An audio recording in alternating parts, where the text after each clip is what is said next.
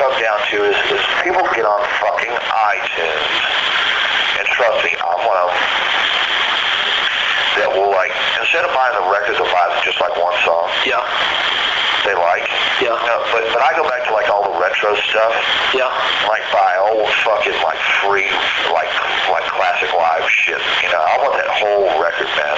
Yeah. Go through it and hear the, you know, I want to go through the whole record, and, you know, if iTunes would give me the full artwork of shit like that, right, then it would be cool.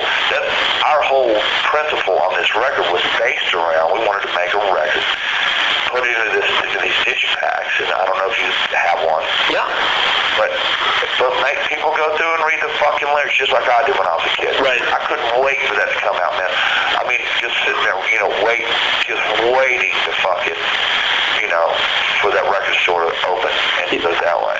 Well, how do you find, like, with today's, I don't know what you call them, more trendier kind of bands versus, like, more of... It's a bunch of these, I think a lot of people that are getting into heavy bands now have missed a fucking complete generation. Yeah. And so what's happened now is, like, anybody with the touch of a fucking button, if they want to, you know, buy Christmas gifts, they don't have to get out of their homes. That's right. They can punch a button and fucking the stuff's delivered, already gift wrapped. Yeah. And it's there. Yeah. So,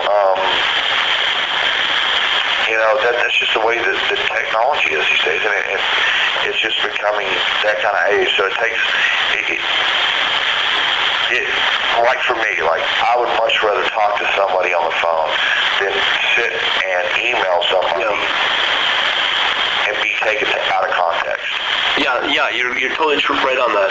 You know what I'm saying? Oh yeah. And that's the same way I feel about the record business and the fucking downloading and all that bullshit. Yeah. I think that those both correlate, and that's the easiest way that I can sum it up. Are you finding though a lot of your I guess your loyal fans, let's say, are of an older generation of where you come from, or are you finding like 15, 16-year-olds are actually? Man, I've got fucking like 20,000 people on my MySpace, you know? Yeah. And these kids are like 14, 15 years old. Now this is like before Vulgar was even fucking recorded, you know? Okay. And I'm going, wow. You know, and then it's just, no, we have them from, you know, all the way down, man. And it's which to tell you the truth is fucking really cool. Yeah. Because it means that this music is not going to be diversified into one certain trend or one certain genre or whatever. Yeah. You know what I'm saying? Yeah. Which is a blessing to be in at a certain point, because that's where we want to take this thing. We want to fucking do it'll never happen, but we want to do a fucking bluegrass record, and we want to take some people with us. By God, we can do it. Yeah. You know, we have acoustic stuff that we want to put out. I mean, there's just all kinds of stuff that are planned. It's just, you know, the deadline on this record, it took us so long to make this thing the way we wanted to make it. Yeah. And setbacks and fucking all kinds of bullshit. Yeah. That it takes time to do, and you know, we're just out here playing with the fans, and just every night, you know, we're playing 19 songs every night. Yeah. 19, 20 songs. Wow. Back to back. Wow. And it goes through the whole gamut of everything. We try different stuff. It sound checks, and you know, so we know the songs that we're gonna play. You know, just in case, you know, whenever, you know, Phil pretty much comes up with a set list, and depending on how his voice feels and how, you know, if you're running fucking 3 shows in a row, you're pretty wore out, then, you know, we'll cut something back. But, you know, but it falls out. You know, there's just not, you know, Phil used to sit and talk till like everybody would go run to the bar. Yeah. Or whatever. You know, it's just, you know, this guy's really fucking focused and very fucking sober. And I am. Well, that was one of the questions. You know, obviously I was reading, he was quoted as saying he wants his band back. I mean, is that, obviously from what I've read in press and wherever else, I mean, obviously there's a lot of truth to that. But the question is, what drove that? What are you talking about? Well, I read a quote that, like quote for quote, that this is on Wikipedia. Phil wanted his band back.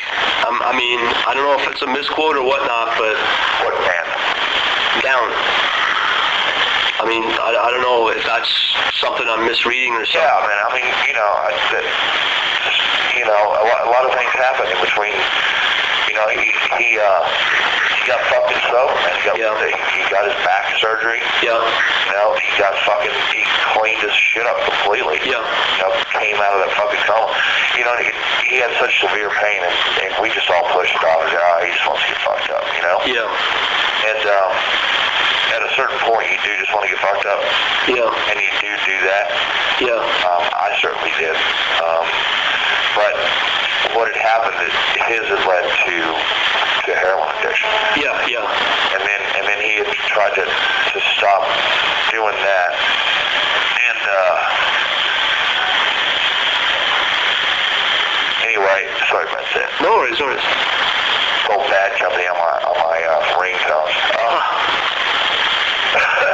So anyway, as soon as his back started getting better, they said, well, look, it's going to take you 6 months to rehab off this deal. Yeah. And so, he completely, at that point, we were all, dude, I was doing hard drugs, and